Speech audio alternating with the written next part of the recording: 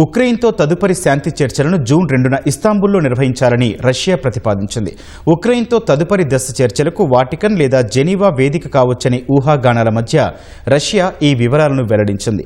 మునుపటి చర్చలకు వేదికగా నిలిచిన తుర్కియేలోని ఇస్తాంబుల్ను రష్యా ఎంచుకున్నట్టు ఆ దేశ విదేశాంగ మంత్రి సెర్గీ లావ్రోవ్ తెలిపారు. వ్లాదిమిర్ మెడిన్స్కీ నేతృత్వంలోని రష్యా ప్రతినిధి బృందం చర్చల్లో పాల్గొంటుందని చెప్పారు.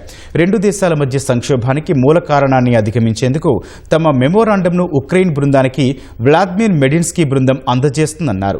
ఇస్తాంబుల్ వేదికగా ఇటీవల రష్యా ఉక్రెయిన్ మధ్య జరిగిన శాంతి చర్చలు ఫలించలేదు.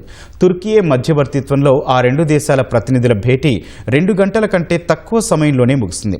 రష్యా ఉక్రెయిన్ మధ్య 1000 మంది యుద్ధ ఖైదీల మార్పిడికి ఆ చర్చల్లో అంగీకారం కుదిరింది. రష్యా అధ్యక్షుడు వ్లాదిమిర్ పుతిన్తో ప్రత్యక్ష చర్చలు జరపాలని ఉక్రెయిన్ అధ్యక్షుడు జెలెన్స్కీ డిమాండ్ చేశారు.